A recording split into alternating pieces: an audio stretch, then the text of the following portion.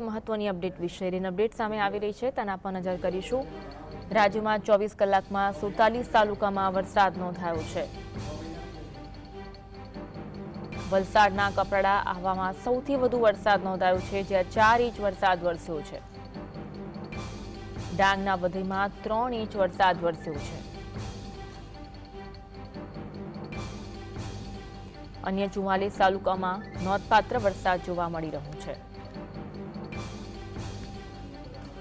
રાજ્યમાં 24 કલાકમાં 47 તાલુકામાં વરસાદ નોંધાયો છે। વલસાડના કપરાડા આહવામાં સૌથી વધુ 4 ઇંચ વરસાદ વરસ્યો છે।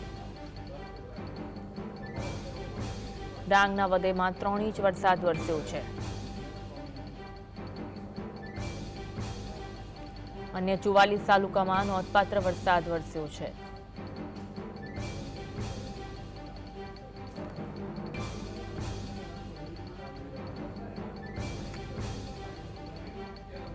આજ અંગે વધુ વાત કરીશું। સંવાદદાતા સાહિસ અમારી સાથે લાઈવ જોડાયા છે। સાહિસ, રાજ્યમાં વરસાદી માહોલ જોવા મળી રહ્યો છે, સુરતમાં કેવો માહોલ?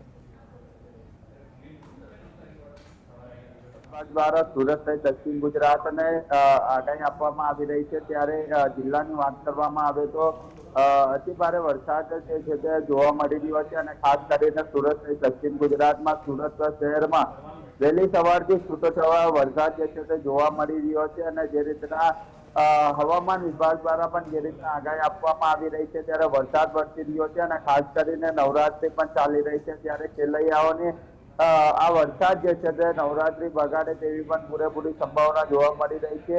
1 સપ્ટેમ્બર સુધી રાજ્યમાં ભારે વરસાદની આગાહી આપવામાં આવી છે, ત્યારે હવામાન વિભાગે માછીમારોને પણ દરિયાના ખેડવાની સલાહ આપવામાં આવી છે। નાગરિકોને પણ વીજળીના કડાકા સાથે વરસાદ હોય ત્યારે સલામત સ્થળે રહેવા માટેની સૂચના જે છે તે આપવામાં આવી રહી છે। ત્યારે સુરત શહેર હોય કે પછી જિલ્લાની અંદર અત્યારે જે રીતના વરસાદી માહોલ જોવા મળી રહ્યો છે, ખૂબ જ વીજ કડાકાની સાથે વરસાદ માહોલ જે છે તે જિલ્લાની અંદર જોવા મળી રહ્યો છે, ત્યારે વહીવટી તંત્ર પણ સમગ્ર બાબતને જોતા હાલ અત્યારે એલર્ટ મોડ પર જોવા મળી રહ્યો છે, કારણ કે વરસાદનો છેલ્લો રાઉન્ડ કહી શકાય। કારણ કે જે રીતના વરસાદ વરસી રહ્યો છે, સતત હવા પવનની સાથે જે રીતના વીજ કડાકા સાથે વરસાદ જે છે તે જિલ્લાઓની અંદર જોવા મળી રહ્યો છે, ત્યારે આજે જે રીતના રેડ એલર્ટ જાહેર કરવામાં આવ્યો છે, આજે 28 સપ્ટેમ્બરના રોજ રેડ એલર્ટની સાથે અત્યંત ભારે વરસાદની આગાહી કરવામાં આવી છે, જેની અંદર સુરત, નવસારી, વલસાડ, ડાંગ, દમણ અને દાદરા નગર હવેલી રેડ એલર્ટ સાથે અત્યંત ભારે વરસાદની આગાહી સાથે રેડ એલર્ટ જાહેર કરવામાં આવ્યો છે। જે રીતના અત્યારે રેડ એલર્ટની સૂચના મળી હતી અને તેને લઈને વહીવટી તંત્ર એક્શન મોડમાં આવ્યો છે।